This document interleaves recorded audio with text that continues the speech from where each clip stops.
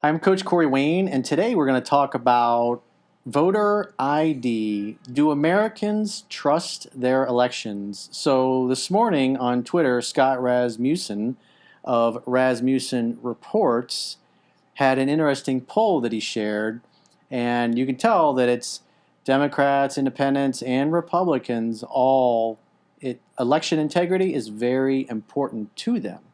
And so he has some really interesting statistics, because what you hear a lot about voter ID is that a lot of politicians on the left want to just have people be able to vote without verifying who they are, meaning not having to submit a driver's license and prove that they are who they say they are. And obviously proponents that say we need to have ID, people that are going to vote, you have to make sure that people only vote once. Because if people don't have to verify their ID, then it makes it easy for people who are inclined to cheat to cheat. And where that really becomes a big issue is in when you have a really close election. So like in the election when Trump beat Hillary, you had people on the left that were complaining that Donald Trump stole the election. And then obviously after this last election with all the mail-in ballots that were sent out, you had a lot of people on the right complaining that they were not happy with the election results, and there was indication that people on the right thought that there was cheating. And so the last two election cycles, you got everybody on both sides of the aisle thinking it was unfair. And so this is an interesting poll that we're going to go through here that Scott posted to his Twitter account. And what I love about Scott Rasmussen, he's probably the most accurate polling agency that's out there. So let's go through the numbers. So this is interesting. 59% say cheating was likely in the 2020 elections. And in the previous election, that was up from, actually no, I'm sorry.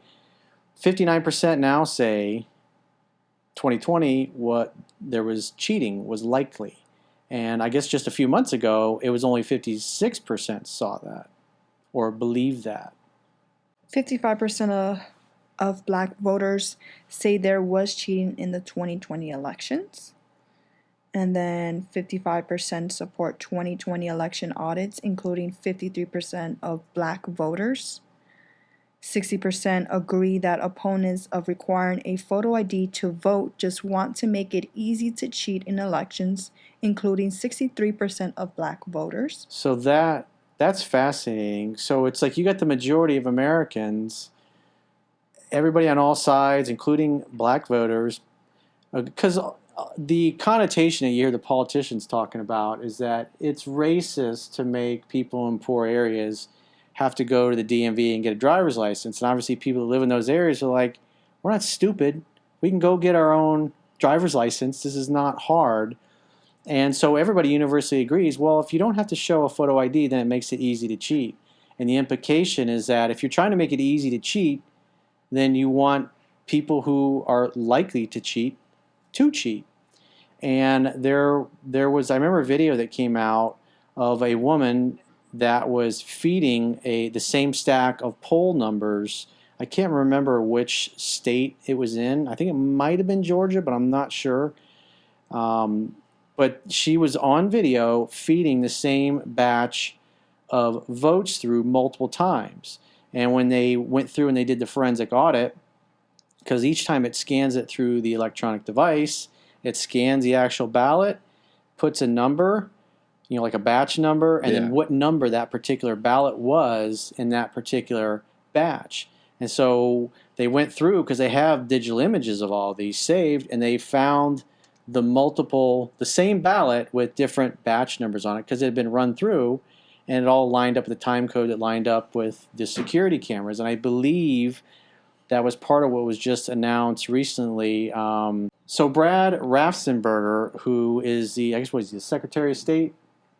Yes. He's a Secretary of State. Now they're looking into it because they have an affidavit from somebody who said that they were paid to, he was paid for ballots that he had. And so now there's an investigation looking into that. And so I mean, that was just a small incident. Now, do you say, oh, that was like a big conspiracy? It probably looks like you had somebody that didn't like Trump, and they were in a position to do something about it because they hated him, and they ran the ballots through multiple times. I don't know, a few hundred, so it was like a few hundred votes, and that's not really a lot to swing an election. But if the county's really close and you have multiple people doing that, you can see why, as the poll says, 60% agree that you got to have photo ID, because otherwise it just makes it easy to cheat. So I thought that was interesting. People universally agree that the majority of voters, you should have to submit because the idea is you vote, you get one vote. And if there's no voter ID and you have blank ballots, which happen in a lot of states, then, because I know some of the states, like California, they have people that I think hadn't even lived at an address for like 20 years. And yet ballots were being sent there. And so if the person that lives at that address wants their person to win, it's obvious. Why wouldn't they? They probably would cheat, and they found some evidence of that. But it was, that's why they're doing all these forensic audits to find out what actually happened. I know they recently completed one. I think it was the Arizona one, and the results were presented to, I guess, the Arizona Congress or Senate. And the other thing I just read recently, there was I can't remember which state it was, but I believe it was 80-pound paper that had a special security thing in it, was the paper that was mandated for that area. And they found, I think it was 6 or 7 different types of paper. Some of them were 20 pounds, some of them were 30 pounds. In other words, there were ballots that were counted in that election that weren't on the official paper. Now, what does that mean? I don't know. They're still kind of doing the audit, and things are working through the legal process, so it'll be interesting to see what happens. But the overwhelming majority of people are like, you got to have an ID to vote. You got to have a vaccine passport to go in restaurants in certain cities, and the only way to get a vaccine passport is ID. So how is it racist to require voter ID, but it's not racist for a vaccine pass? And that's the argument people are making. Well, even with the vaccine pass, you actually have to show your ID with it too. That's for anywhere you go. So yeah, it is. That has definitely pointed out the hypocrisy of it, that you don't need it to vote, but you need it to do everything else. Yeah. So I think that's definitely something. And it's condescending to people that, oh, you're too poor and stupid to go just drive to the DMV and get a driver's license. Yeah. That was their argument, basically. That it was voter suppression is what they would call it. Just basically that, oh, these poor people are too stupid to figure out where the driver's license place is and go get themselves an ID so they can vote. And piggyback what you were saying about the ballots, it was in Maricopa County, so Arizona. Ah. And 61% say election reform must happen in swing states like Pennsylvania, Michigan, Georgia, Wisconsin, and Arizona, where voters have lost confidence. Interesting. 65% say preventing cheating more important than making it easier to vote. 66% say wider use of mail-in voting will lead to more cheating in elections. 70% say private Zuckerbucks type partisan election funding is a bad thing for American democracy, including 52% of black voters. So what they're talking about, the Zuckerbucks, was Mark Zuckerberg spent somewhere around like $500 million. And what's interesting about the 2016 election is Trump only won, I think it was by like 82,000 votes in very strategic counties, that he was able to flip those states and get the electors that he needed from the Electoral College to win the election. And so what was interesting is that, I mean, it was very public. Donald Trump was saying he was going to go after Facebook and break up Instagram and WhatsApp and split them all apart because they had too much power. And so if I'm Mark Zuckerberg, or if I'm an oligarch like he is now basically, and you got the president of the United States saying, I'm going to, in essence, destroy your company that you spent your life building and break it up, and you're a billionaire, you got more money than you'll ever be able to spend, what are you going to do? and you have the ability to spend $500 million to make it easy for people in those areas to turn out and vote because they're inclined to vote a certain way, but they didn't have the enthusiasm to get up and go and do those things. It makes sense. I mean, it appears everything he did was totally legal. You can say, well, was that fair that an oligarch spent $500 million to influence the elections? It's not nice. It's not fair. But then again, it's not nice when the president of the United States says, I'm basically going to destroy your business. So enlightened self-interest, Mark says, I could lose billions or I could spend $500 million and help legally nudge things in a direction that will be favorable to my company and my livelihood. So you can understand from his perspective why he would do it. And so what's interesting about 70% of Americans total, this is Democrats, Independents, and Republicans combined, say that that is a bad thing. If one rich person can spend that kind of money and influence the election results, people don't see that as fair. And that includes 52% of black voters who most of the time vote Democrat anyways. Because, I mean, at the end of the day, if you don't believe or you feel like the election was unfair, I mean, that's going to create problems on all sides. So we have to have, because I know like in, I think it's Canada, we were talking about this earlier, everything is paper ballot. They don't allow machine counting like we do here in the United States. 75% say requiring photo ID to vote is a reasonable measure to protect the integrity of elections, including 73% of black voters. I do know also, don't you have to sign every time you come into the voting elections? Like your signature has to be the same every time you sign? No. Well, every state's different because every state is responsible for their own elections. And I know, like in Orlando, where I've been registered to vote, is that when you go into the polling station, you got to hand them your photo ID. Because Florida had this problem 20 years ago when George Bush won. And they were going through that whole shenanigans and they were looking at the ballots because it was just a mess. And so they changed the law in Florida because of that. And so when we go to vote, at least in the Orange County where I live up there, you have to have a driver's license, a photo ID, and you have a specific polling place where you're registered to vote. And so you show up there, you show them your ID, they hand you your ballot, you sign your signature that you received the ballot, and then you vote. I can't remember if you put your name on the ballot or not. I don't think so. I know for New York, the same thing, we have to sign. But at the end of the day, you get one ballot per person, and that's it. You can't go back. You can't go to other precincts. There's no mail-in voting or any of that nonsense. And that's the right way to do it. And then you even get to put it in the machine and see it get counted.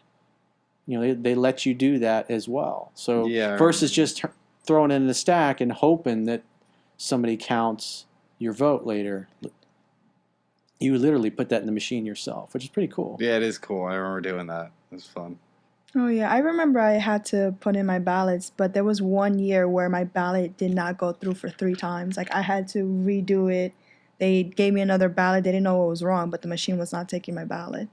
And I think that was during the presidential elections. I think it was Trump with Biden. Yeah, I do remember that. Next bullet point. 75% of black voters either believe the level of difficulty to vote is currently about right or believe it is already too easy to vote. Last bullet point says 90% think it is important to prevent cheating in elections, including 83% who say it's very important. These are down from 95% and 89% respectively in October. Among black voters, 87% now say it is important to prevent cheating in elections, including 77% who say it is very important. And that concludes Rasmussen. I've researched and looked at different articles with the help of a friend, and we looked and saw different numbers from the 2016 elections and the 2020 elections. So the poll in one of the articles that was published in 2018 said 60% of Americans say Russia meddled in 2016 election. 85% of Democrats and 53% of independents say that Russia meddled in the election, while less than half of Republicans, 46%, share the same belief. This is according to the Politico.com website. And then moving on to the 2020 elections, they said 70% of Republicans don't think the election was free and fair. And this is also according to the Politico.com news.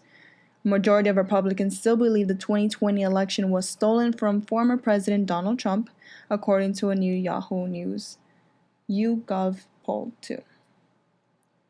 Yeah, that's part of the problem is that if people feel like or believe that there's shady stuff going on and there's evidence of shady things going on, people are going to doubt the elections. Like for me, going and voting and having the ID and actually filling out my own ballot and putting it through the counter, I feel reasonably comfortable with that. But then again, I don't know what happens after that, because I think it was Stalin said it doesn't matter who votes. It's what really matters is who counts the votes. So it's got to be transparent. People, you can see the numbers. I mean, numbers don't lie.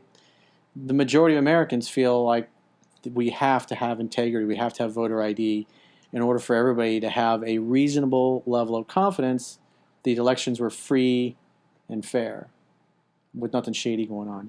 And lots of states around the country, you didn't have to, if you had a ballot, didn't matter who filled it out, it was still counted as a legal ballot. And that's the kind of thing when those stories appear in the news that causes people. That's why these numbers are so high. That's why the Republicans, 70% didn't think the election was free and fair. When you go back to 2016, there was a really high percentage of Democrats that felt like Donald Trump cheated and he was helped by Russia to win the election. That's not good for anybody in the country. Because if people feel like the elections aren't free and fair, then they're not going to go vote because they feel like it's pointless.